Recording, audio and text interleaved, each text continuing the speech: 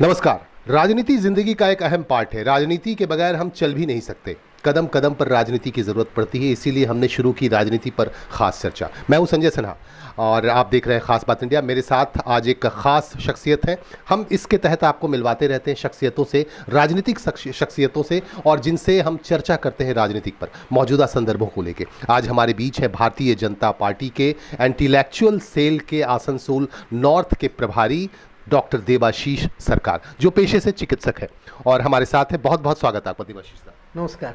और देवाशीष दा से हम यही जानना चाहेंगे कि पूरे पश्चिम बंगाल में खेला हॉबे का नारा चल रहा है, तो किस तरह का खेला होगा? आपकी नज़र में क्या है खेला?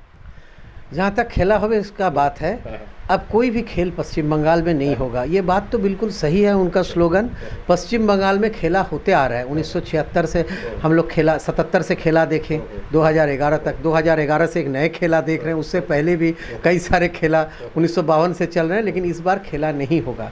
जनता के भावनाओं के साथ जो खेला चल रहा था, जनता के विश्वास के साथ जो खेला हुआ है, आदमी के जो महत्वाकांक्षाएं थे उनके साथ खेला हो चुका है। लेकिन अब कोई भी खेला नहीं होगा, क्योंकि अब यहाँ भारतीय जनता पार्टी की एक राष्ट्रवादी सरकार का गठन करेगी यहाँ की जनता, वो चीज़ तय है। 2 तारीख इसका परिणाम आप लोगों को मिल जाएगा। हालांकि किसी भी रैली, जुलूस या सभा में भारतीय जनता पार्टी का अगर आप उस पर नज़र रख रहे होंगे तो आपको पता चलेगा कि सब में जन सैलाब इतना ज़्यादा संख्या में है कि वो प्रतीत करता है सरकार किसकी बनने वाली है। तो आपको क्या लगता है इस बार जो चल रहा है? एक तरफ ममता दीदी कह रही हैं खेला हॉबे, तो अब चूंकि हम लोगों को लग रहा है किस तरह का खेला होगा पता नहीं, और खेला हॉबे पे डांस भी चल रहा है। तृणमूल कांग्रेस के कार्यकर्ता काफ़ी उत्साहित हैं, तो आप कह रहे हैं कि आपकी सरकार बनेगी, ये कैसे संभव? जहाँ तक सरकार बनने की बात है, इसमें कोई भी दुविधा नहीं है। पूर्ण बहुमत की, पूर्ण मेजॉरिटी की सरकार हम बनाएंगे। वो 2 तारीख सबको पता चल जाएगा। पूरे देश इस पे नज़र बैठाए हुए है, पूरे विश्व इस पे नज़र बनाए हुए है, और हम लोग पूर्ण बहुमत की सरकार बनाएंगे। भारतीय जनता पार्टी पूर्ण बहुमत की सरकार बनाएगी पश्चिम बंगाल में। बात है। इस तरह का, जैसा कि कहा डॉक्टर साहब कह रहे थे कि पूरे देश की निगाह पश्चिम बंगाल पे है। पश्चिम बंगाल के विधानसभा चुनाव पर पूरे देश की निगाह है। 8 चरणों में यहाँ चुनाव होना है। 27 से इसकी शुरुआत हो रही है, 27 अप्रैल से चुनाव की शुरुआत हो रही है। 8 चरणों में चुनाव होगा, और इनका कहना है, डॉक्टर देवाशीष सरकार का ये कहना है कि ये पूरे बहुमत के साथ बंगाल में आएंगे और भाजपा की सरकार बनेगी। ये बहुत ही कॉन्फिडेंट है। लेकिन दूसरी तरफ देखा जाए तो यहाँ तृणमूल कांग्रेस और एक तरफ वाम मोर्चा और कांग्रेस मिलके यहाँ कह रही है कि हम सरकार बनाएंगे। तो आखिर क्या होगा, ये तो भविष्य के गर्भ में है, लेकिन ये पूरी तरह से कॉन्फिडेंट है। और ये बताएं कि यहाँ पे जो है टिकट के बंटवारे को लेके अभी तक, चूंकि तृणमूल ने तो ऑलरेडी क्लियर कर दिया है, 251 सीटों पे, 91 सीटों पे कैंडिडेट्स की घोषणा कर दी है, और नंदीग्राम से खुद लड़ रही हैं। यहाँ अभी तक आपके उम्मीदवारों की घोषणा नहीं हो पाई, क्यों?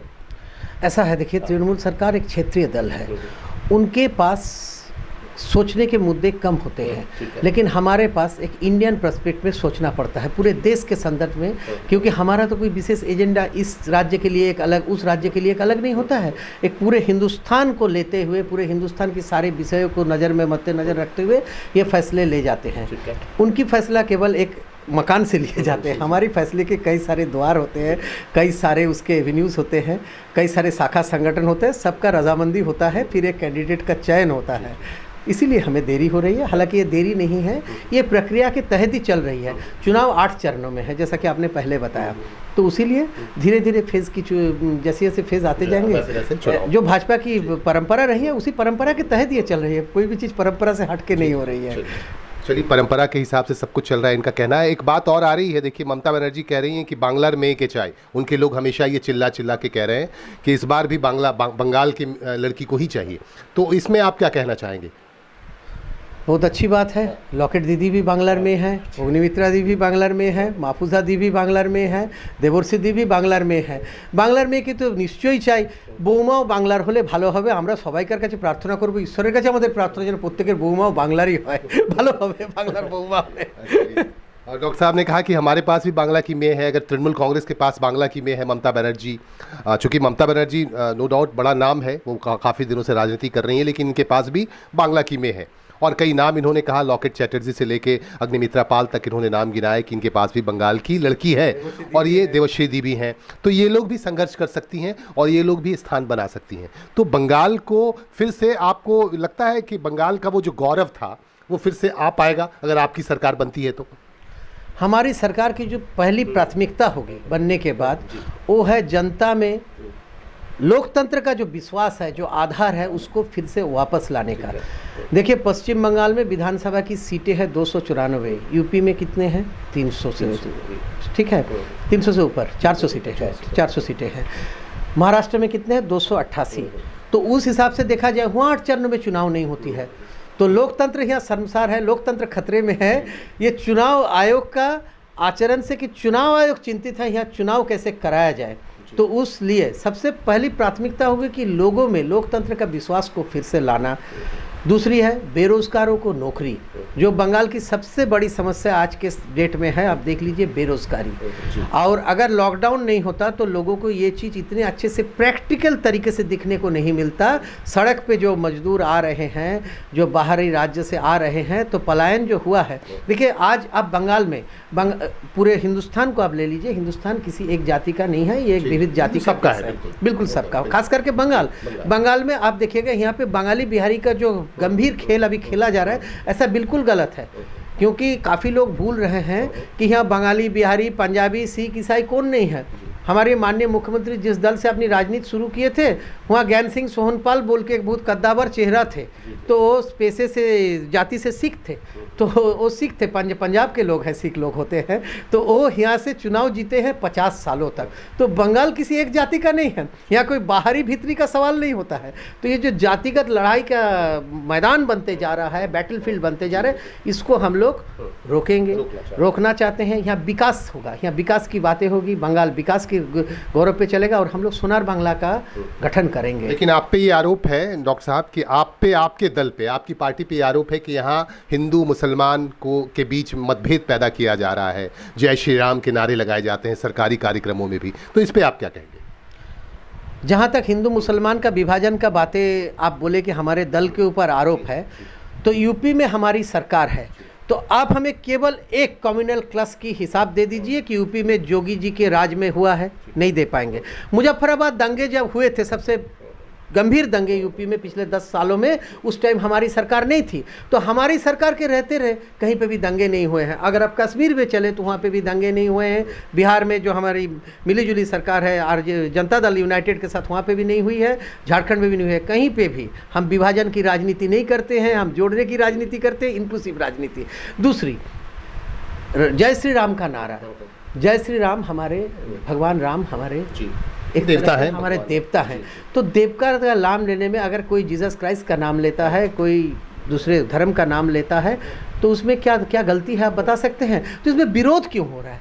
अगर हम अपना religion, it is a democratic country, we are free to practise our religion. एक लोकतंत्र में अगर हम भगवान का नाम नहीं ले पाए तो इससे शर्मनाक कुछ नहीं हो पाएगा। तो ये तो शर्मनाक है कि हमारे जय श्री राम को नारा के रोकने के लिए किसी राजनीतिक दल कह रहे हैं कि मुझे कोर्ट का दरवाज़ा खटखटाना है।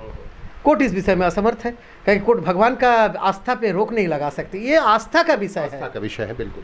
तो पता नहीं जय श्री राम के नारे जैसे ही उठते हैं आप लोगों की तरफ से, तो यहाँ पे तृणमूल वाले बड़ा नाराज़ हो जाते हैं और उनकी नाराज़गी बढ़ जाती है, उनका पारा बढ़ने लगता है। ऐसा क्यों? इस बारे में हम क्या बोले? देखिए जब हम छोटे थे तो हमारे दादी, हमारे जो पूर्वज थे, वो लोग कहते थे कि रास्ताएं जखन एकला जाबी भूतेर देखा होले रामेर नाम निबी। तो हम लोग पूछते थे का है, तो बोलती थी कि राम का नाम लोगे तो भूत भाग जाएगा। मुझे पता नहीं, शायद इसीलिए जय श्री राम के नारे आप लोग लगाते हैं कि शायद भूत भाग जाए, आसपास जो भी भूत है वो भाग जाए। आस्था है, जी, पावर है, ये एक अजीब शक्ति है इसमें। तो आपने कहा देवता, हालांकि दिलीप दा ने अभी उनका एक बयान आया था, बड़ा चर्चित भी हुआ था कि वो देवता नहीं, वो राजा थे, लेकिन देवता की शक्ल में उनको, इसको लेके बड़ा विवाद भी चला था। तृणमूल वालों ने इनको बहुत कुछ कहा भी है इस पे। देखिए वो जो दिलीप दा का वक्तव्य था उसको मोड़ के तोड़ मटोल के पेश किया जा रहा है। भगवान राम हैं, भगवान राम राजा भी हैं, देवता भी हैं। एक चीज़, कई सारे गुण जब एक व्यक्ति में समा जाए तो देवता बन जाते हैं, बस वो देवता है। और इसका केवल इसका ऐतिहासिक माने क्या बोले, ऐतिहासिक सबूत भी हमारे पास है भगवान राम के होने का। आज तो देखिए राम सेतु की बात यूनेस्को भी स्वीकार रही है।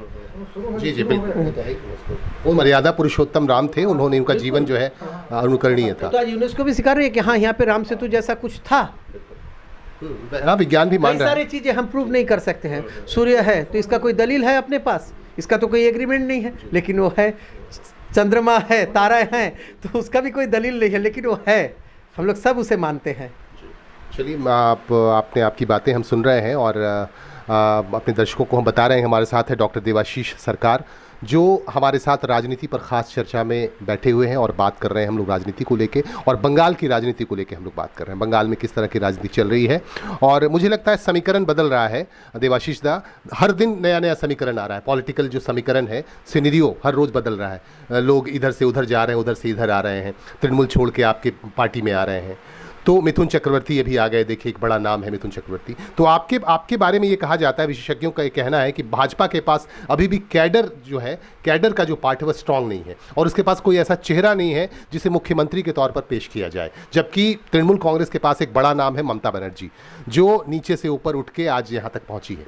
तो आप क्या कहना चाहेंगे इसके बारे में? हमारी पार्टी कोई भी उम्मीदवार का घोषणा पहले नहीं कर देती है किसी विशेष रूप में, जैसे मुख्यमंत्री हो गए, ठीक है, ऐसे कोई भी पद की घोषणा पहले नहीं करती है। ये हमारी परंपरा है। आप कई भी चुनाव को उठा लीजिए, भारतीय जनता पार्टी गठन काल से अभी तक अपने कैंडिडेट का चयन पहले से नहीं कर देती है कि ये इस पद पे जाएंगे। ये परंपरा है, ये लोकतंत्र पे वो लोग छोड़ देते हैं, छोड़ दिया जाता है कि जनता वो लोगों को चुन के भेजेगी, उसी में से दल उसका चयन करेगी, वो भी एक लोकतंत्र के आधार पे चयन होगी। आज जहाँ पे चेहरे की बात है, हमारे पास इतने चेहरे हैं कि कम पड़ जाएगा, उनके पास तो केवल एक चेहरे हैं।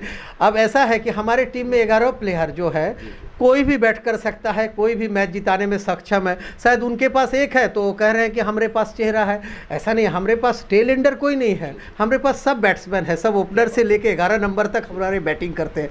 अगर हमारे 12th मैन को उतार दिया जाए तो वो भी बैटिंग कर देंगे, बैटिंग करने में सक्षम है। चेहरे चेहरे हैं। तो इस बार तो और सबको आप लोग कैडर की जहाँ तक सवाल है, भारतीय जनता पार्टी विश्व की सबसे बड़ी पार्टी है, जिसके नाते हमें गर्व है। भारतीय जनता पार्टी का कार्यकर्ता होने का एक अलग गौरव सबके पास रहता है, वो गौरव हमारे पास भी है। और जैसे लोग जुड़ते जा रहे हैं हमारे विचारधारा के साथ, तो इससे आपको रोज एक ही चीज़ दस्तक दे रही है कि भारतीय जनता पार्टी आगे बढ़ रही है और बहुत गति से बढ़ रही है।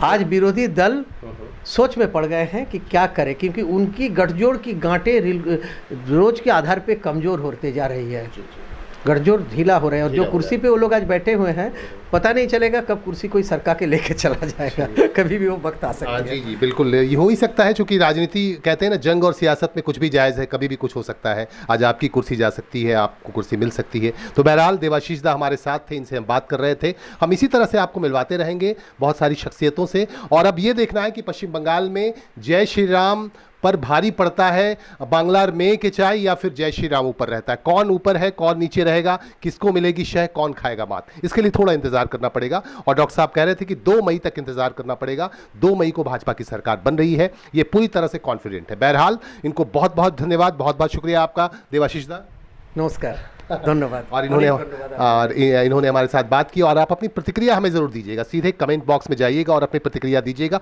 आप किसको चाहते हैं पश्चिम बंगाल में, किसकी सरकार को आप चाहते हैं। बहुत बहुत धन्यवाद। मैं हूं संजय सिन्हा, हमारे साथ हैं हमारे सहयोगी बिरजी सलाही अंसारी। नमस्कार।